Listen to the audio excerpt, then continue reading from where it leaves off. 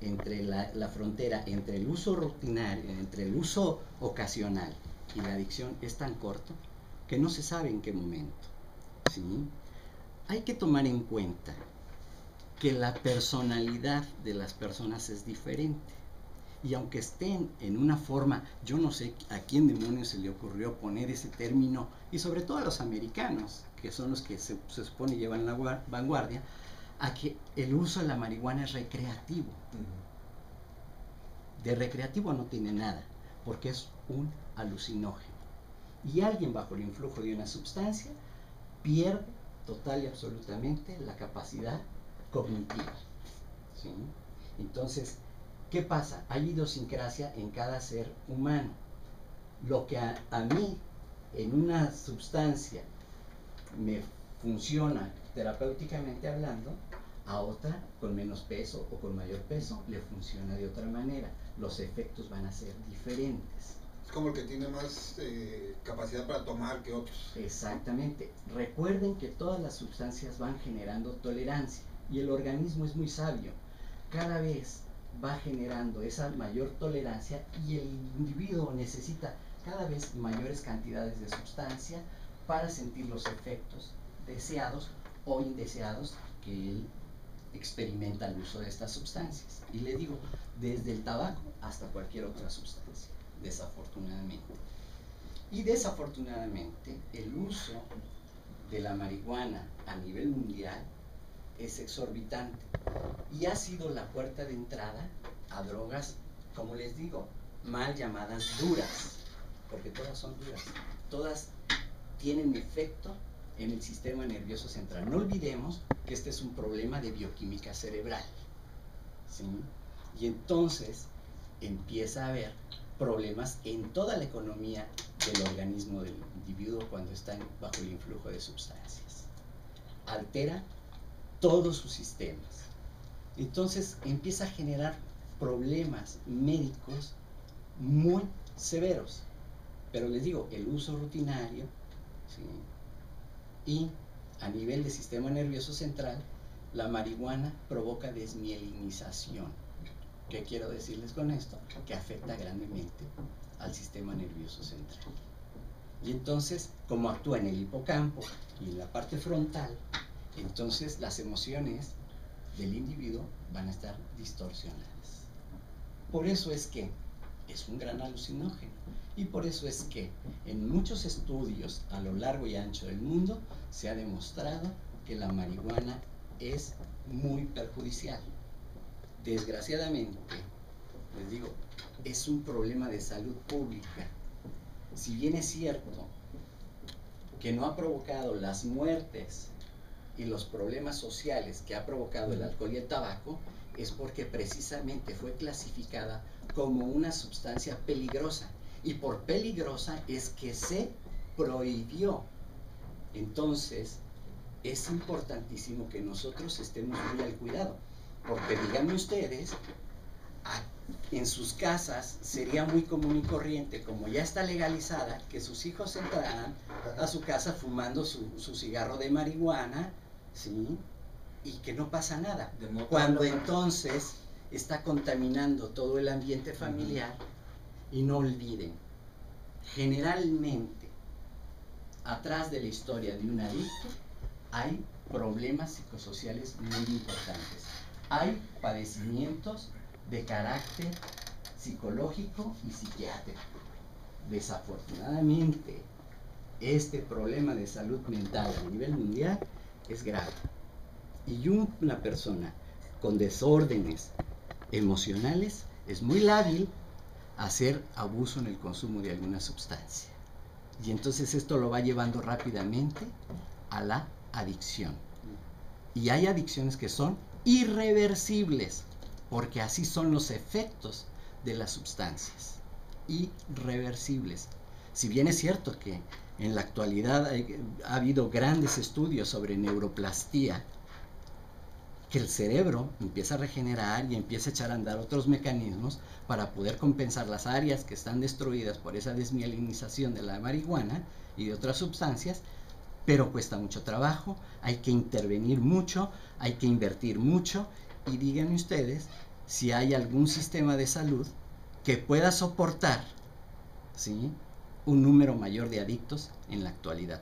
Ni Canadá, que es el país con el mejor sistema de salud del mundo, ha podido contener este problema. E inclusive Canadá, que era una de las naciones que permitió el uso, lo legalizó, lo despenalizó, está yendo para atrás. Lo mismo Holanda, lo mismo en la misma Inglaterra, ¿sí? Están yendo para atrás porque se dieron cuenta que ni detuvieron el consumo, que ni detuvieron el narcotráfico, que ni detuvieron los problemas económicos que les ha generado a nivel de salud pública en sus países. Oyéndolo, veo que Carlos Murillo dice, es que no, ¿sabes qué? Me llama la atención porque usted es el director, ¿verdad?, de Centros de Integración Juvenil, y debe estar como científico, no como médico, como científico. Tiene que estar al día de muchas cosas que usted dijo y que no son ciertas. Dígame cuántas personas se han muerto de consumo de marihuana. Hace unas semanas, Willie Nelson, el cantante de música country, que es famosísimo, además es un usuario constitucionario de marihuana, acaba de cumplir 80 años. A ver, ¿qué pasó allí? Me parece que el que está metiendo todas las drogas en el mismo costal es usted, y no se vale. Usted es médico y sabe mejor que nosotros, aunque utilice términos técnicos que desconocemos, la situación cómo se maneja. Además, usted está descontextualizando. Este es un problema político, económico y no solamente de salud pública. Es muy difícil en una posición conservadora que se pueda resolver un problema que fue traído como consecuencia política y económica. Por eso por ese lado no va a haber forma de resolverlo. O sea, creo que usted está precisamente en el lado de los que juzgan a las personas por lo que hacen. Y otra cosa, antes de que se me olvide, la marihuana no es la puerta de entrada a las drogas, es el alcohol y el cigarro, ese que se toma en las casas y que se fuma en las casas y que los niños ven y aprenden. Usted lo que está diciendo con relación a la marihuana, eso ya lo ven los niños desde chiquitos. Y esa es la entrada a las drogas, porque está además debidamente legalizado. Porque usted prende la tele y va a ver el fútbol y lo primero que le ponen es un anuncio ahí de la caguama. Y claro que la mente va generando, sí, fútbol, placer, caguama, y ahí es el caminito para las drogas, no es la marihuana. La marihuana siempre ha estado prohibida por lo menos desde el siglo XX para acá, y es imposible que haya sido eso. Bueno, yo por alusión, tanto del doctor como de Javier dice que sí hay que contar cuerpos.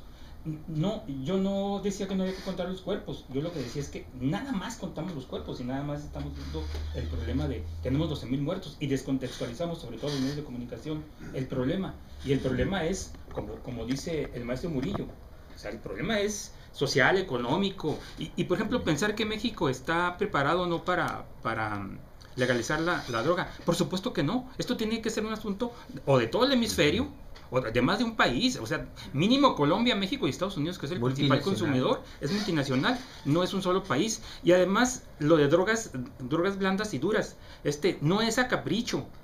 No es a capricho, hay consenso para poderlo distinguir.